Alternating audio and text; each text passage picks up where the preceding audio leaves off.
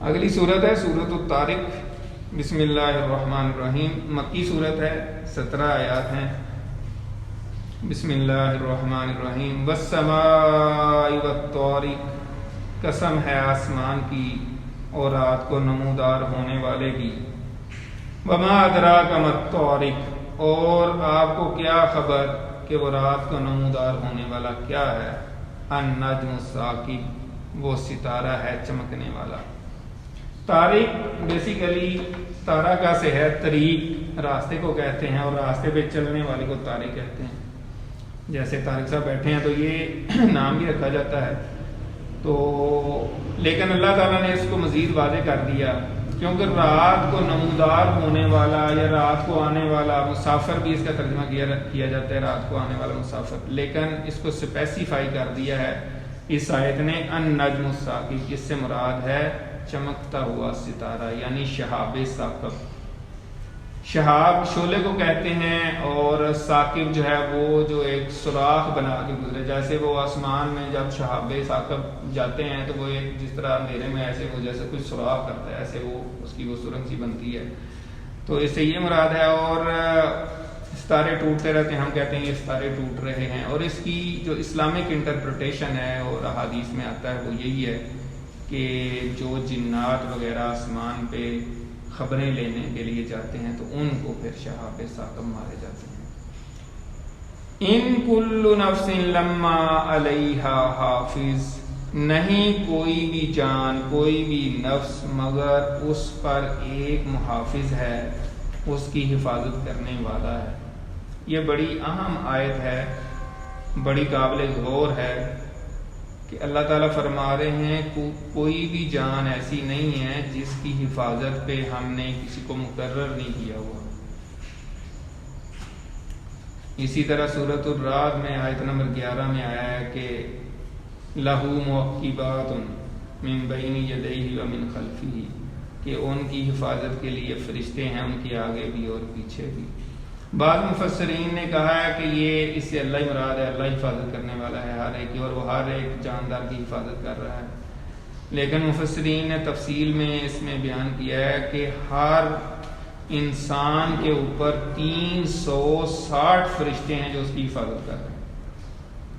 یعنی 2 فرشتے تو وہ ہیں جو کرامن کاتبین ہیں جو لکھ رہے ہیں نا اعمال برے اور اچھے، لیکن اس کے علاوہ جو حفاظت کرنے والے ہیں وہ 360 فرشتے ہیں. اور پھر صرف آنکھ کی حفاظت کرنے پہ 7 فرشتے جو ہے نا وہ تعینات ہیں. اس طرح مختلف جو ہے نا حفاظت کرنے والے فرشتے ہیں.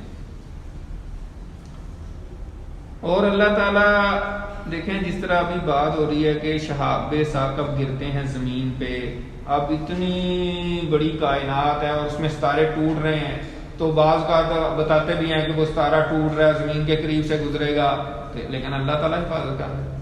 ورنہ جس طرح ستارے ٹوٹ رہے ہیں زمین سے پتہ نہیں کتنے کتنے گنا، ہزاروں گنا بڑے ستارے ہو سکتے ہیں، اور وہ زمین پہ اگر کوئی گرے تو ہم تو سارے فوت ہو جائیں گے ایک ہی لمحے میں. اتنا بڑا جھٹکا لگے گا اور اتنا دھماکہ ہوگا، لیکن اللہ تعالیٰ حفاظت کر رہے ہیں. اللہ تعالیٰ راستے میں اس کو ختم کر دیتے ہیں. تو اللہ تعالیٰ ہی حفاظت کرنے والے ہیں اصل میں. فَلْيَنْظُرِ الْإِنسَانُ مِمَّا خُلِقَ، لہذا انسان کو چاہیے کہ وہ دیکھے کہ وہ کس چیز سے پیدا کیا گیا ہے. خُلِقَ مِن مَّاءٍ دَافِقٍ، وہ اچھلتے ہوئے پانی سے پیدا کیا گیا ہے. يَخْرُجُ مِن بَيْنِ الصُّلْبِ وَالتَّرَائِبِ، وہ نکلتا ہے پیٹھ اور سینے کی ہڈیوں کے درمیان میں سے. یہاں صلب سے مراد جو ہے وہ پیٹھ ہے، جو ریڑھ کی ہڈی ہے، اس سارا جو یہ ہے. اور ترائب جو ہے وہ تریبہ کی جمع ہے. ہار پہننے کی جو جگہ ہوتی ہے سینے کی اس کو تریبہ کہتے ہیں، اور اس کی جمع ترائب ہے. اور مفسرین نے لکھا ہے کہ یہ دونوں جگہ سے جو ہے نا وہ نکلتا ہے.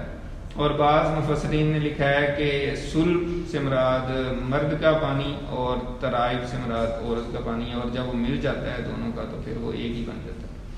انہو علی رجعہ لقادر، بلا شبہ وہ اللہ ہی ہے جو اس کے یعنی انسان کے لوٹانے پر قادر ہے.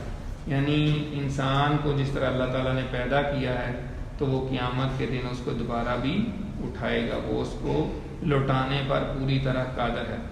اور یہ ہم پہلے بھی بارہا بات کر چکے ہیں کہ یہ مکی صورتیں جو ہیں اس میں انظار قیامت اور فکر آخرت کا بیان ہے۔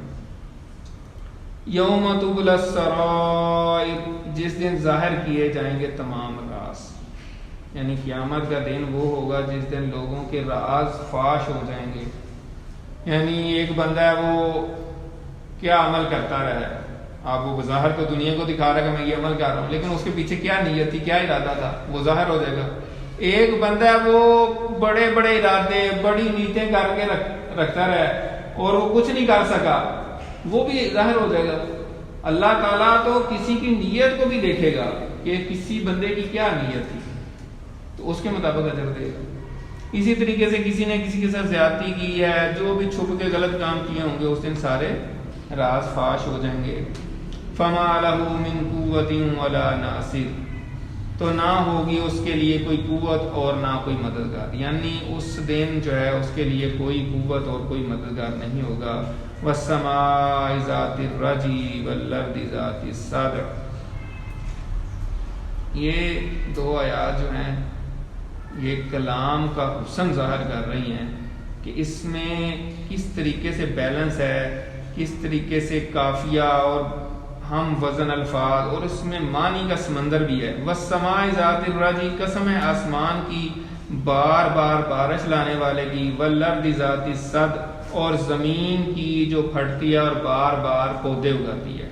تو دونوں آیات میں ایک پورا سائیکل ہے، یعنی والسماء ذات الرجی میں ہے کہ بارش کا جو ہے یعنی پورا جو واٹر سائیکل ہے، بارش کا نظام ہے کہ سمندر سے آبی بخارات اٹھتے ہیں، پھر آسمانوں پہ جاتے ہیں، پھر وہ ٹھنڈی جگہ پہنچے، پھر بارش ہوتی ہے، پھر وہ پانی بہہ کے سمندر میں چلا جاتا ہے۔ تو پورا واٹر سائیکل جو ہے وہ اس طریقے سے چلتا ہے۔ یہ پہلی آیت میں ہے۔ اور دوسری میں یہ ہے کہ زمین پھٹتی ہے، پودے نکلتے ہیں، اب جو پودے نکلتے ہیں ان کے اوپر پھل پھول لگتے ہیں، پھر بیج ان کے گر جاتے ہیں۔ جو عام جنگلات میں جو انسانوں سے ہٹ کے باقی پودے ہیں تو وہ ایسے ہی ہے، پودے وہ پھول پھل لگتے ہیں، پھر گرتے ہیں، پھر اگتے ہیں جب بارش ہوتی ہے۔ تو یہاں پہ بھی ایک سائیکل چلتا رہتا ہے اور ادھر بھی ایک سائیکل چلتا رہتا ہے۔ اور یہ دونوں سائیکل جو ہیں دونوں آیتوں میں اللہ تعالیٰ نے انتہائی خوبصورت سٹائل میں ایک ایک لفظ میں پورا سائیکل بیان کر دی ہے۔